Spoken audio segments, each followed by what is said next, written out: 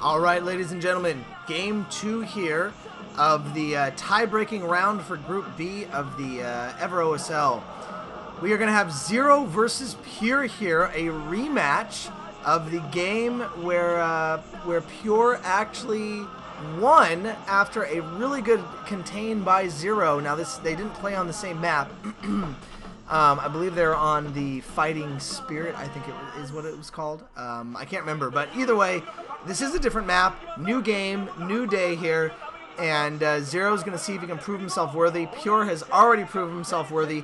Even if Pure loses this game, because 2 out of these 3 guys are moving on, he still has a very good chance of moving on. That is, of course, if Zero can beat both him and Yellow. If Pure beats Zero, Zero has to beat Yellow. If Zero beats Pure, Zero could lose to Yellow, and then we have another 3-way tie, and then we got to go into another 3 games. So that's how this works. I don't know if there's any sort of like sudden death round or anything like that. I don't really know how you do that. I think, to be honest, you just do a 3-player free-for-all, freaking do it on El Nino, and I think that's a plan. If there's a 3-way tie, 3-player free-for-all on El Nino, and see what happens. All right, that's just me, though. You know, just throwing that out there, guys. All right, this map is going to be Eye of the Storm, and there's a lot of the jungle set maps out there nowadays that all look very similar, big, giant 4-player maps, and so it's not always easy to tell them apart. Zero looked a little distressed there, like he's feeling the pressure. I don't know if you guys noticed that before they actually went into the game, but he looked like he was feeling something there. Anyways, for those listening, another plug for the commentary station post on SC2GG. I'll post the link in the description. Just something fun if you want to see what it looks like when I'm casting. What I have at my disposal here. The picture is minus my Xbox because I sent it in. This is the first time sending in my Xbox. By the way, we are going to see probably the standard 12 hatch, I'm assuming, which is why you don't see the pull early. A nice early scout going out there for Pure to check positions. It does look like Zero has scouted in the right position. So, my original Xbox probably had about 8 repairs on it. Some of them were sending it in for repair. Others were receiving parts for repair. I'm assuming we're just going to see a Forge First fast expand, which is standard on large maps like this. It looks like Zero actually diverted his Overlord, which is kind of interesting. I'm not sure the purpose of that, but maybe he just kind of got an inkling and said, no, you know what, I'm going to go ahead and go for the bottom, which of course is not a good scout. Pure already getting the scout right away. Anyways, but yeah, my Xbox, my original one, had so many issues, it was not even funny. And so I got an Xbox Pro, which is basically just the current model that was out there other than the Elite. And the optical drive on it now reads discs about half the time, so I'm now sending that in. So I think this is probably my 8th or 9th total Xbox repair. I don't know if any of you guys out there, Xbox guys or gals, if you have had similar repair woes, let me know in the comments. How many times have you had your freaking Xbox repaired by Microsoft? Have you ever had to pay for repair? I've at least never had to pay, so that's a good thing. Zerglings moving out, standard timing, standard.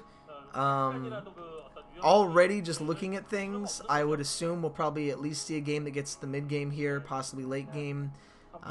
Just from what's going on right now, again, the bigger maps tend to have that. There is one cannon that's going to be up, though. If there can be a slight run by, no, it looks like the Zerglings are a little too spread out.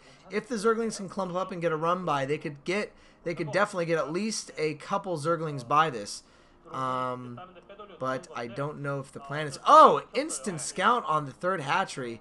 Great job there by Pure. Great sense to come over there for that. That's probably one of the reasons why the Overlord was going that direction, to kind of be there for that. Maybe not, because it looks like it's going to the right now. But no run by going to be attempted here. I think it probably was possible, but maybe Zero just figured it wasn't worth it. I feel like Zero is one of those players that just always has something up his sleeve. Like he's got such a big brain that he just is always thinking of ways to be creative and ways to trick you, whether it's a hidden ling, whether it's a run by, just something. I just feel like he always got something. He always has an ace up his sleeve. But who knows? Who knows? His lair is going up. And looking at percentages, this is Zero's best matchup versus Protoss. And I think we've already mentioned Pure, but Pure has been playing well against Zerg in these games, at least in the OSL. He is less than 50%. But I could have fooled me. If I would have just came in looking at Pure just on the games in the round of 16 here, I would be, wow, that would be very impressed, which I am. And I am very impressed. Go figure.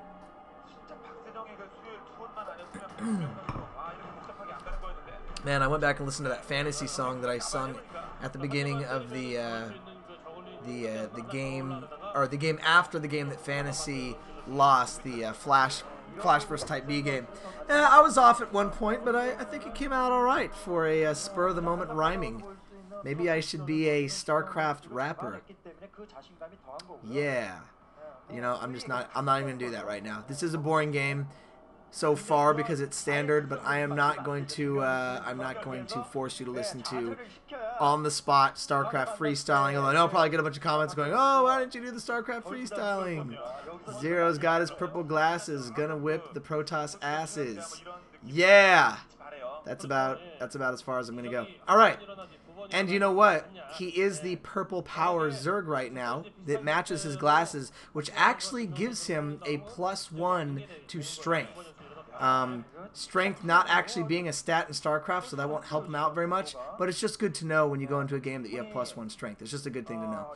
We did see the Robo Bago going down a little short while ago, so Pure might be deciding to actually go for a Reaper Press for this. I didn't see any Templar archives yet to see any sort of Templar drops or anything like that. Or going early Templar drops would not be something that would probably be suspected by Zero.